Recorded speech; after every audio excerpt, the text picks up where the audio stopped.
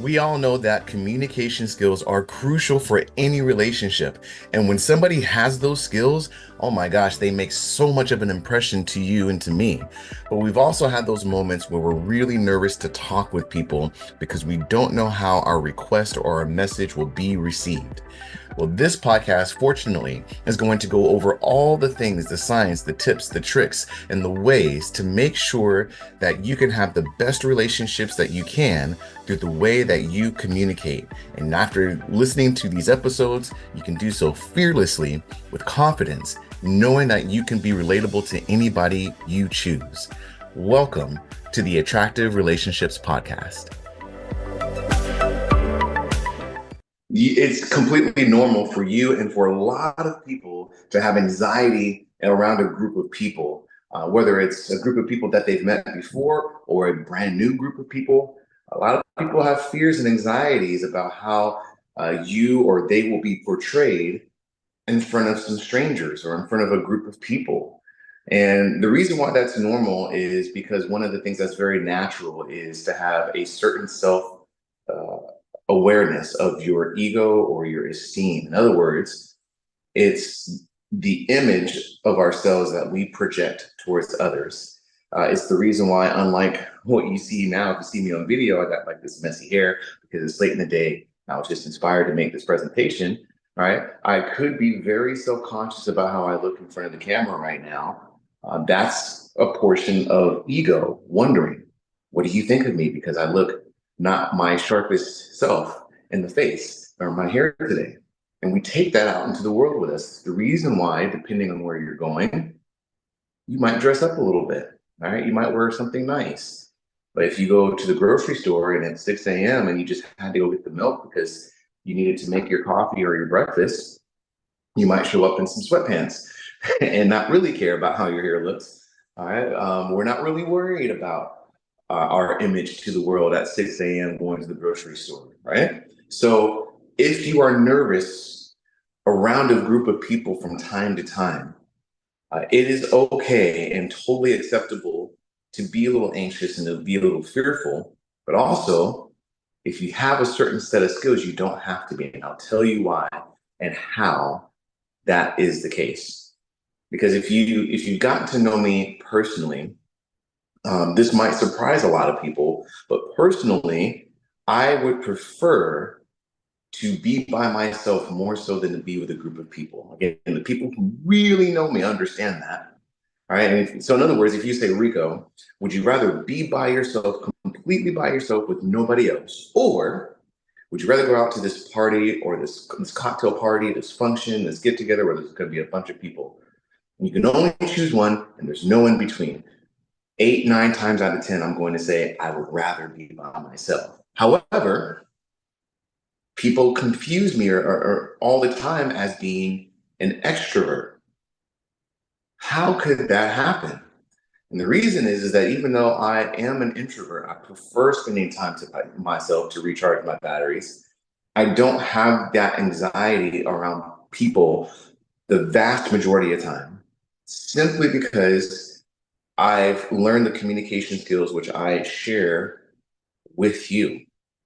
All right. And you have that too, depending on the circumstances. There's certain things that you feel very confident about that if you're in a room full of people where you have to talk about a particular topic or do a particular thing that you are very confident and very good at, that portrays and that image of confidence portrays towards other people. It changes how you speak, it changes how you walk and everything. Like for an example, let's say somebody was really, really good at playing the guitar. And whenever they're in front of an audience with a guitar, they have no fear because they know that they're good at it. And they know there's a high probability that everybody else will see that they're good at it too and actually enjoy watching their talent. That guitarist could play, could talk about music, could talk about the guitar with zero anxiety. But then somebody takes that guitar away from him, and all of a sudden, he's not as confident. All right. Or let's say you have a skill like you're really good at playing basketball. You're like Steph Curry or Caitlin Clark, and you're like awesome. And on the court, you are like this big personality that because you're so confident, but off the court, you don't know how to talk to anybody.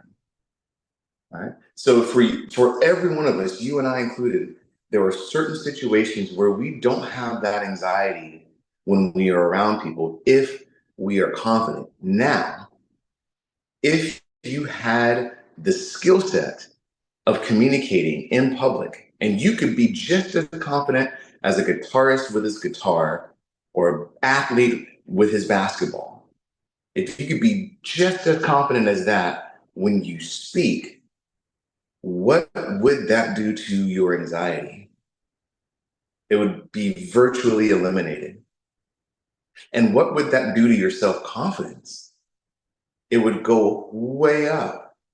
And that confidence and that self esteem, that's a healthy one, would exude out to everybody, and everybody could feed and read off of that confidence. But yet, what a lot of us do is that we get so anxious and so fearful of getting on a podium and having to say a speech, or meeting people for the first time, or going on that date and meeting the stranger, or going on that interview where somebody doesn't know us. And we get so nervous and we get so anxious. Oh my gosh, how are they going to perceive me? Am I going to come across stupid if I don't walk a certain way, look a certain way, talk a certain way? I'm going to be silly. I could be awkward. And all of those reasons that are valid reasons for your fear ends up coming out. They seep out. People will sense it. And the very thing that you fear is what other people pick up on, even if you say all the right things. And this is scientifically backed by a study. And this is kind of a weird study, but it was a study to prove if we as humans can sense other people's fear. How do they test this? Maybe you've heard this before, but there was this test that was done where they had a group of people, men and women, working out so they could produce sweat. And they put these sweat pads in places where people sweat. And after they did a little bit of a workout, they took the sweat pads out and they put them over to the side, saved them. And they took that same group of people and said, all right, we are now going skydiving. You can imagine skydiving evoked a lot of fearful feelings in a lot of people. And they also put sweat pads where people sweat on them, and they went skydiving. They took the sweat pads out and they put them in a separate place. So now you got sweat pads full of just normal sweat, sweat pads full of people who were fearing for their lives. Now, they grab a whole nother set of people. They say, hey guys, come in here. We want you to smell these sweat pads and tell us what you think.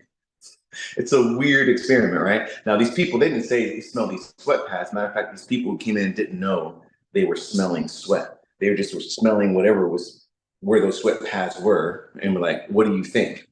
And what do you think happened? I bet you can already guess. They took that pile of normal sweat where they were just exercising, no fear involved. They smelled it, didn't really have much to say about it. Then they took the other pile of sweat pads full of fear-inducing sweat, and the people walked up to it and they go, ew, and they were repulsed by it. Hey guys, real quick, I am sure that all of us have had the moments where we're a little nervous or afraid to talk to somebody because we don't know how they're going to respond. Are we going to be able to talk to our life partner without them getting upset? Or are we going to talk to our boss to get that raise or that interview for that job? If we ever get nervous in those moments, we have to fearlessly communicate in a way that's effective to get the things we want and need. And if you want to know how to consistently do that, there's a formula and a program on exactly how to do that. And it's called the Be Fearless and Effective Communicators Program. If you are interested in learning more about that, you can click the link that's in the show notes, or you can go to attractiverelationships.com/fearless. Remember, these people had zero idea that they were smelling sweat full of fear, but they could sense a difference. They could literally smell it. And the same thing happens with us. This is the reason why learning the communication skills to make those connections, to be relatable, to get more of the things that you want is so important. Because if we are anxious and fearful in talking to people, other people literally can sense it. They may not understand or articulate exactly what they're sensing, but other people will sense it in their body that you are afraid, that you are anxious. And who would ever be afraid or anxious around people unless they felt that the other person had a higher status or had higher value than they do? Right? You would never go to somebody, like if you were a manager, your employee came to you, you know you have a higher title, right? Or you probably would never be nervous to go to your employee in most instances. They might be nervous to come to you because you have higher status. That's just how it works. The crazy thing is that you are a fantastic individual with so much skill and potential that people don't even know. You are the same status as anybody, regardless of their title.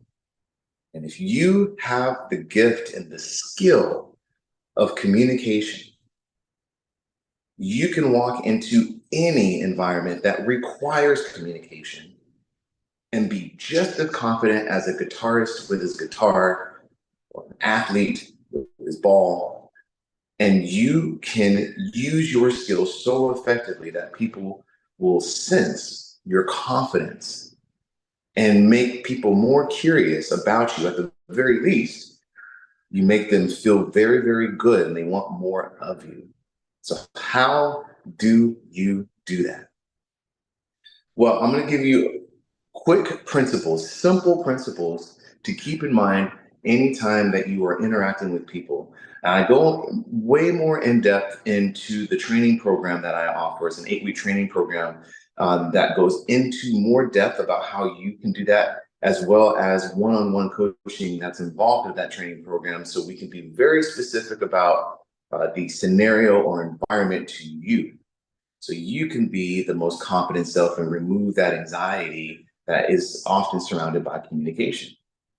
But to just give you kind of a brief overview, if you're meeting people for the first time, the only thing that you really have to worry about in the initial meeting is making sure that you convey that you are not a threat and that you are likable. All right. And all that takes is a smile, and body language says that if we can show our palms, so we don't want to keep them in our pocket, we don't want to do this.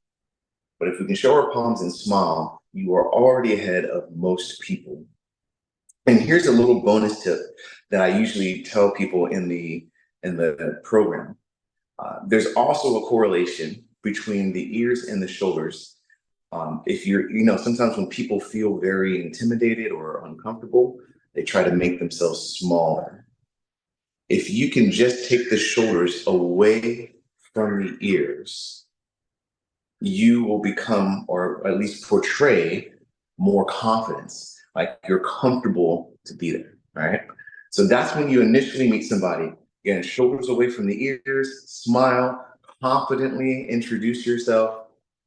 And that skill set alone will get you off to a really good start. Now, after that, there's the 3 C's. You lead with curiosity, all right? You lead with curiosity. The second C is clarity. So anything that you say or that you hear, make sure that you speak clearly and make sure you understand clearly. And the third C is to be courteous, right? So when somebody is being vulnerable enough with you to share their ideas, their thoughts, their opinions with you, we are courteous in that we don't judge or shame whatever they tell us, right? And those are the principles of the skill sets required to be a great communicator in any sort of environment, right? Lead with curiosity, and most people fail on that one because they want to talk about themselves. Lead with curiosity to draw the other person out. And then maybe you say something a little bit about yourself, which is also leading with curiosity, because you didn't run on and talk about yourself so long. In the back of their mind, they might be thinking, man, that's really interesting. I'd like to know more. But he asked me another question, so I'm going to go ahead and continue to talk about myself. That's what I like to do. That's what they're thinking in their minds. Lead with curiosity. You make sure you understand. When you do those two things, they feel seen and heard. And if you can do that while being courteous, by not judging or shaming their thoughts or opinion, that's how you really start to master the skills of communication. That instead of having the anxiety, fear-inducing sweat emanating from your body, you walk in with a certain confidence that makes you magnetic, that makes you relatable, and it's an awesome, awesome feeling to walk in that way and also know that people enjoy your company. So anyway, if you are interested to know more about the program and how it helps you to overcome the fears and anxieties of effective communication skills so you can be more relatable and get more of what you want out of life, make sure to hit the link down below. Or if you're listening to this, like, I don't have time for it, it's attractivecommunication.com/fearless. And you can find more information there. I look forward to chatting with you guys next time. As we come to the end of another episode of Attractive Relationships, I want to express my gratitude to you for tuning in. Your support really does mean the world to me. Now, if this episode brought you any value, I would truly appreciate it if you shared this podcast with anyone that you think could benefit from our discussions on effective communication and relationship building. Until next time, remember, great relationships start with great communication. So stay curious, stay compassionate, and keep building those attractive relationships.